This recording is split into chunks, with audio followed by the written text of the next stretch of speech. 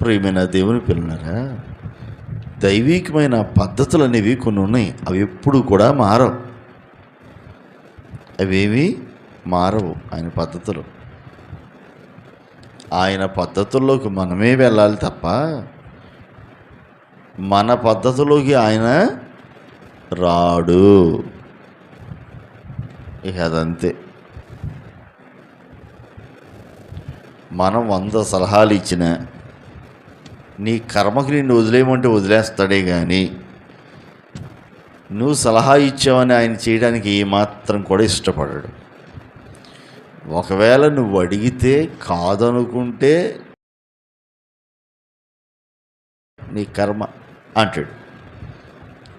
ఏమనంటే నువ్వు కోరుకున్నావు కాబట్టి వారు కోరిన రేవుకు వారిని నడిపించెను. వారు కోరుకున్న దానికి అంతే. ఉదాహరణకు బైబిల్లో ఆ రోజులు న్యాయాధిపతులుగా కొంతమందిని దేవుడు ఏర్పాటు చేసుకొని ఇశ్రాయేలీయులను పరిపాలన చేస్తున్నటువంటి రోజులు అవి. వారికి దేవుడే రాజుగా ఉన్నాడు. ఆ దినాల్లో వారి రాజు ఎవరో? దేవుడే వారి రాజు. న్యాయాధిపతులుగా మాత్రం కొంతమంది నాయకులను ఉంచాడు. వాళ్ళకి ఏ సమస్య వచ్చినా ఈ న్యాయాధిపతి దగ్గరికి రావాలి. ఆ న్యాయాధిపతి వారి సమస్యకు పరిష్కారాలు చూపుతూ ఉండేవాడు. అట్లా ఇశ్రాయేలులకు 13 న్యాయాధిపతులను దేవుడు ఇచ్చాడు. 13 ఆయా కాలాలలో. ఎంతమంది? 13 మంది న్యాయాధిపతులు ఏలేరు, నాయకులుగా వారిని నడిపించారు. లక్షల మంది ఇశ్రాయేలులకు నాయకులుగా ఉండి నడిపించారు. ఈ 13లో ఒక స్త్రీ కూడా ఉంది. ప్రవక్తిని అన్నారు ఆమెను. ఆమె పేరు దెబోరా. మిగిలిన వారందరూ కూడా పురుషులే. సరే, మొత్తానికి ఒక రోజున ఇశ్రాయేలు అందరూ కలిసి ఏడిశారు. ఇశ్రాయేలులకు ప్రవక్త, మొదటి ప్రవక్తగా, ఇశ్రాయేలులకు చివరి న్యాయాధిపతిగా పిలువబడుతూ వస్తూ ఉన్నాడు ఈ రోజుల్లో. ఆయనే సమూయేలు. ఆయన పేరేంటి? దైవజనుడైన సమూయేలు. ఇక ఆయనే చివరోడు, చివరి న్యాయాధిపతి.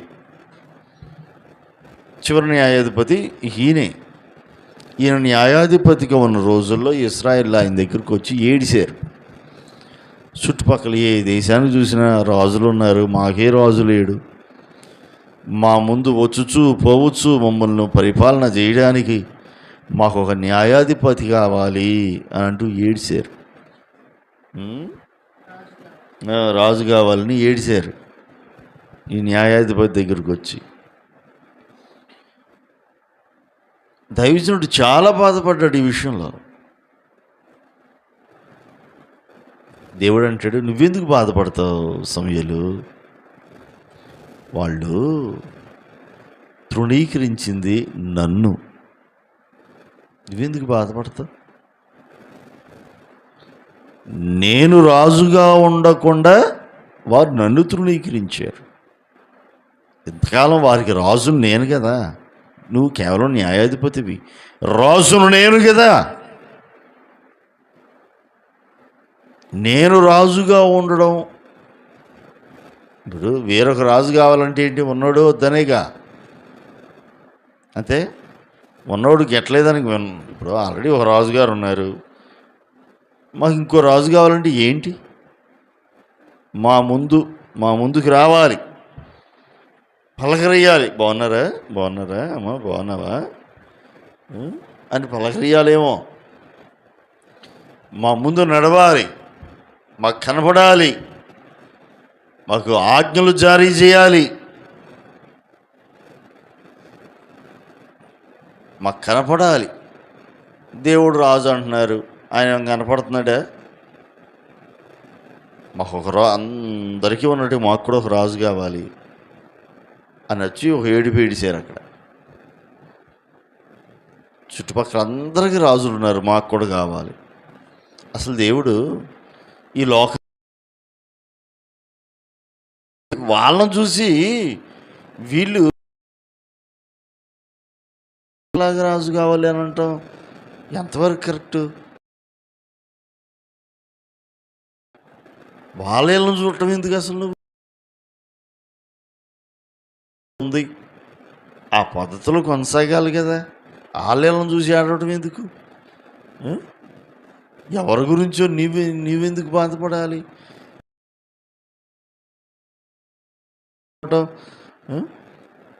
అది లోక పోకడ. ఆ లోక పోకళ్ళు మనకెందుకు? ఏమంటారు?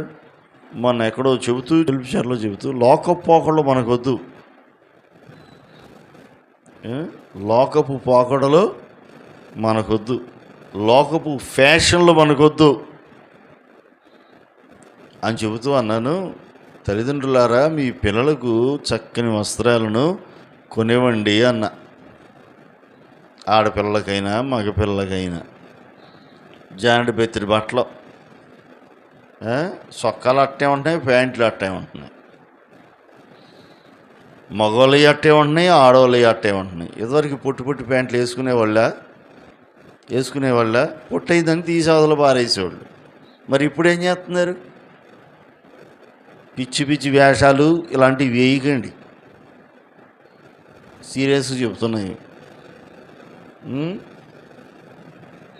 చిరిగిపోయిన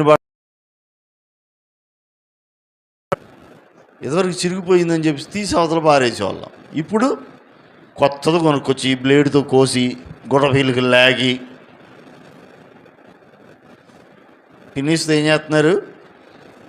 ఆ దార పోగులు లాగి జీన్ ప్యాంట్లు చించి మళ్ళీ దాన్ని మాసికేస్తున్నారమ్మా. ఏదో ఒకటి చిన్న అయ్యో ఉంటాయి, కొన్ని రాసిన లెటర్స్తో ఉండేవి, వాటిని కుట్టిస్తున్నారు అక్కడ. ఎదువరకు చిరిగిపోతే మాసికలు వేసేవాళ్ళు. మాసికలు వేసుకొని ఇక మాసికలతో వెళ్ళారంటే ఎట్లా ఉన్నారు? వాళ్ళ స్థితి ఏంటి చెప్పండి?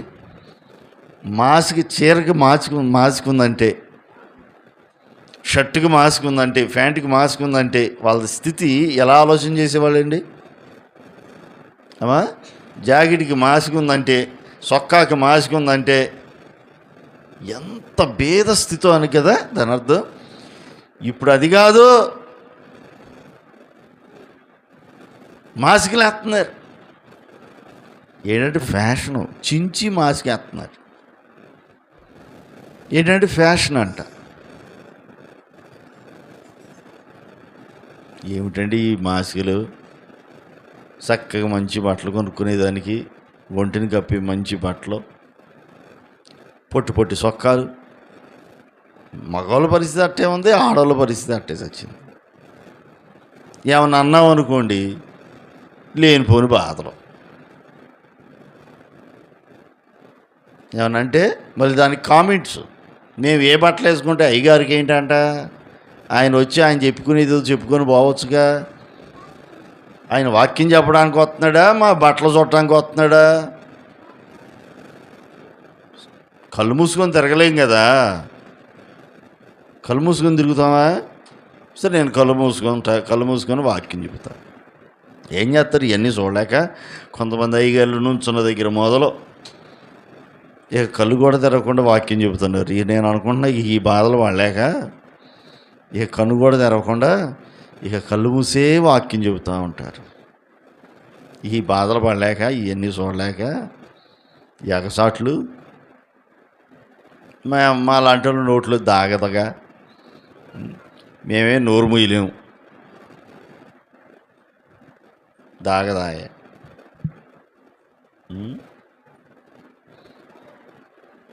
చెప్పుకోవడానికి సిగ్గుచేటు. నేను ఇంతకన్నా ఎక్కువ లోతుకి వెళ్ళలేలే, కానీ ఇక మీరే అర్థం చేసుకోవాలి. ఇంతకన్నా మళ్ళీ నాతో ఎక్కువ కూడా చెప్పించద్దు.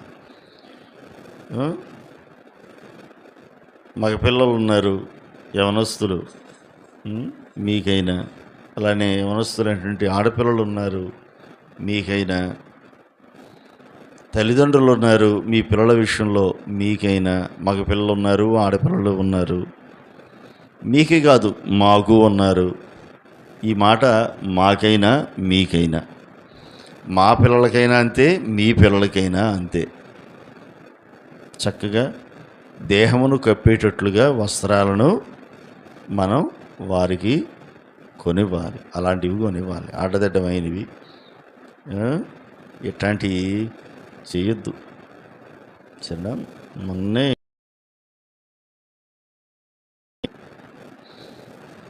సరే, ఇదంతా ఎందుకు చెప్తున్నా, లోకపోకడ గురించి నేను మాట్లాడుతూ ఈ విషయాన్ని మీకు జ్ఞాపకం చేశాను. యాంకిల్ లెంగ్త్లో పొట్టిగా అయ్యి ఇంకో అడుగు ముందుకేసి ఈ మధ్యకాలంలో 3/4తో మళ్ళీ 3/4 గాను యాంకిల్కి మధ్యలోకి వచ్చినాయి. మళ్ళీ దాన్ని ఏ లెంత్ అన్నారు మరి నాకు తెలియదు. మరి అదే లెంత్ అమ్మా,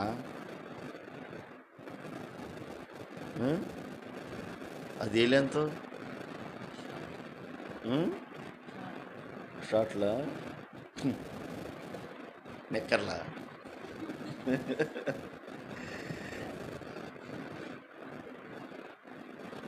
అది కాదు నేను అనేది, పొడవ నిక్కర్లా.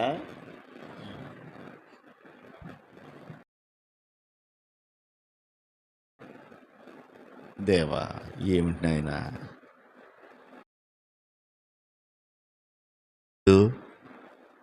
నీ కర్మ.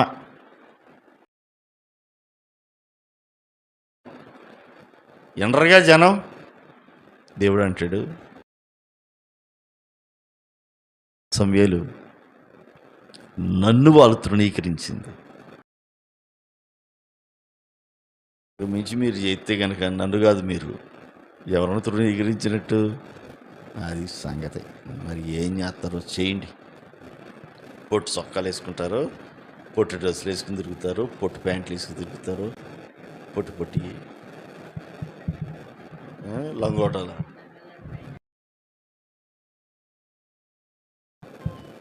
అయ్యి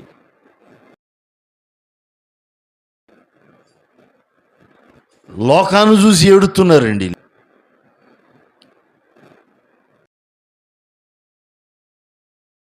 వాళ్ళకి అది సరిపోద్ది.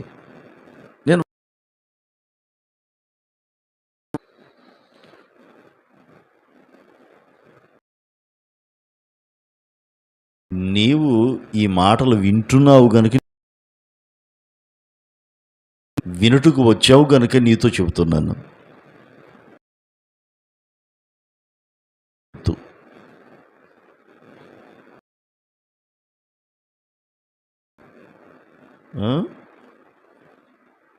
లోకాన్ని చూసి వాటిని కోరొద్దు, వాటిని కోరుకోవద్దు. దైవికమైన పద్ధతుల్లో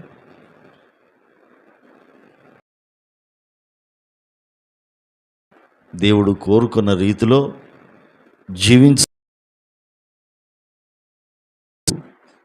నీ వెలుగు వేకువ చుక్కగా మారుతుంది. Praise the lord. చీకటిలో నీ వెలుగు వేకువ చుక్కగా మారుతుంది. నువ్వు పిలిస్తే ఆయన జవాబిస్తాడు, ఉత్తరం ఇస్తాడు. నువ్వు మొరపెడితే ఇదిగో నేనున్నాను అంటాడు. శీఘ్రమే నీకు స్వస్థత కలుగును అని అంటూ ప్రభు మాట్లాడుతున్నారు.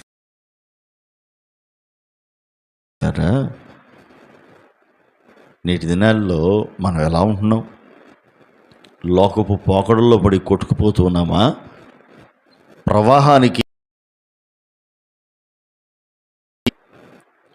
ప్రవాహంలో చచ్చిన చేపలు ఏమవుతాయి? కొట్టుకుపోతూ ఉంటాయి. బతికున్న చేప ఎప్పుడు కూడా ప్రవాహానికి ఎదురెళ్ళడానికే ప్రయత్నం చేసింది, పోరాడుతూ ఉంటుంది. Praise the lord. ఏమిటి ఓల్డ్ ఫ్యాషన్లో అని అంటూ ఉంటారు. 25 సంవత్సరాలుగా నా హెయిర్ స్టైల్లో మార్పు లేదు. ఇదే చెప్పబోర్లు ఇచ్చినట్టున్నా ఇదే, లేకపోతే ఎట్టున్నా ఇదే. వెళ్ళి ఆ కటింగ్ వేసి ఆయన దగ్గర కూర్చుంటా, మొత్తం వేసి దులుపుతాడు. ఆయన అడిగేది 2 ప్రశ్నలు. లైట్గా ఏమంటారా, లేకపోతే మొత్తం తీసేయమంటారా అంటాడు. మామూలుగా ఏంటంట 25 సంవత్సరాలుగా ఆయన అడిగే ప్రశ్న అదే, నేను చెప్పేది కూడా ఇదే. ఆయనకి తెలుసు, అయినా మళ్ళీ అడుగుతాడు. నా బట్టలు కుట్టే టైలరు జీవితంలో ఒక్కసారి రెడీమేడ్ నేను కొనుక్కుంది. ఇక కర్ర పొలకి తగిలించినట్టు ఉన్నాయి అవి. మళ్ళీ ఆటి జోలికి వెళ్ళా, రెడీమేడ్ అనే జోలికి వెళ్ళా, ఒక్కసారి కొనుక్కుంది. ఎప్పుడు ఏ ఇంటర్మీడియట్ ఎప్పుడు ఆ టైంలో కొనుక్కొని ఒకటే మోడల్, ఇప్పుడు వేసుకున్న ఒకటే మోడల్, ఇక అదే మోడల్. ఈ మధ్యకాలంలోనే షర్ట్లు మారినాయి, లాల్చీల్లోకి వచ్చా. ఈ మధ్యకాలంలో లాల్చీల్లోకి వస్తాను అని నేను కల్లో కూడా అనుకోలే, నేను ఊహించలేదు. కానీ దేవుని కృపలో దేవుడు ఈ దిశగా నడిపించాడు. ఈ మధ్యకాలంలో వీటిలోకి వచ్చాను. షర్ట్ కానీ ప్యాంట్ కానీ ఒకటే మోడల్, కనీసం దానిలో ఆ స్టిచ్చింగ్లో కూడా ఎక్కడ కూడా మార్పు లేదు ఇంతకాలంలో. మీరు కూడా చూసే ఉంటారుగా. అదే పద్ధతి, చిన్నప్పటి నుంచి అదే పద్ధతి, ఆ పద్ధతిలో ముందుకెళ్తా ఉంటాయి. దానిలో ఈ మధ్యకాలంలో ఎన్నో మోడల్స్ వచ్చినాయి, రకరకాల మోడల్స్ వచ్చినాయి. ఒక్కసారి మాత్రం టైలర్ని మార్చా. పాస్టర్ గారు రెడీమేడ్ లాగా కొడతానండి అన్నాడు. నేను మంచిగా కొడతానని అన్నాడు ఏమనుకున్నాను. సరే కొట్టండి, మంచిగా కొట్టండి, కథ వేసుకునేటట్టు అన్న. తిరువురులోనే రేవంత్ టైలర్స్ అని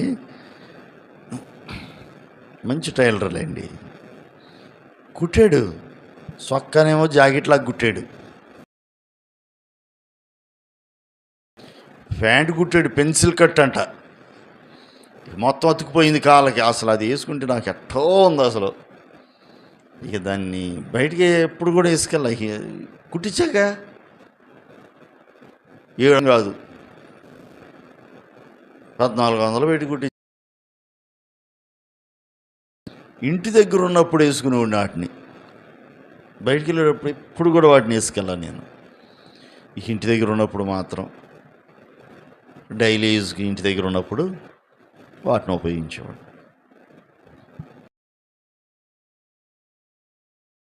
ఇంక ఇష్టపడలా.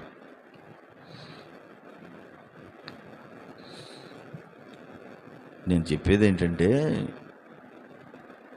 లోకపోకళ్ళు రకరకాలుగా వస్తూ ఉంటాయి, పోతూ ఉంటాయి, మోడల్స్ వస్తుంటాయి, పోతూ ఉంటాయి. క్రైస్తవులుగా దైవికమైన పద్ధతుల్లో మన వస్త్రధారణ విషయంలో మనం ఎలా ఉండాలనేది వాక్యం స్పష్టం.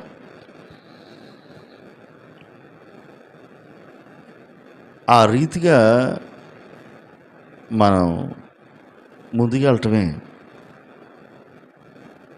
సరే, ఏదేమైనప్పటికీ కూడా దైవీకమైన విధానాల్లోనికి మనం వెళ్ళాలి తప్ప మన పద్ధతులకి దేవుడు ఎప్పుడు కూడా. కనుక దేవుని పద్ధతులను అనుసరించడానికి మనం ఇష్టపడదాం. అప్పుడు దైవిక కార్యాలను మనం చూడగలుగుతాము. అదిగో వాక్యం సెలవిస్తుంది, శీఘ్రముగా నీకు శీఘ్రముగా లభించును అంటున్నాడు. మన జీవితం ఒక విడుదలను మనం చూడాలని దేవుడు కోరుకు సన్నిధికి వచ్చావు. ఏ అనారోగ్యంతో వచ్చావో, ఏ బలహీనతతో వచ్చావో, ఏ రోగంతో వచ్చావో, ఏ వ్యాధి, లేకపోతే అది ఏ వ్యాధి, పాప వ్యాధ, లేకపోతే ఏ బలహీనత, ఆత్మ సంబంధమైన బలహీనత, ఆత్మ సంబంధమైనటువంటి బలహీనతలు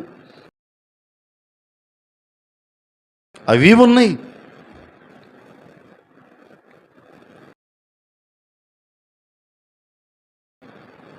పాపం ఏంటిది? భయంకరమైన రోగం. పాప సంబంధమైనటువంటి బలహీనతలు ఉన్నాయి. ప్రార్థన చేసుకోలేకపోవటం, వాక్యం చదవలేకపోవటం ఆత్మ సంబంధం అండి. చెప్పరేంటమ్మా? వాక్యం లేకపోతే, నీలో వాక్యం లేకపోతే దేవుడు ఎలా ఉంటాడు? పాపాన్ని నువ్వు ఎలా జయించగలుగుతావు? వాక్యం ఉండాలి కదా.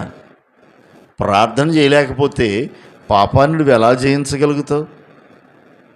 అవునా? వాక్యం లేదు అంటే నువ్వు రోగిష్టివి, ఆత్మ సంబంధమైన రోగంతో ఉన్నావు.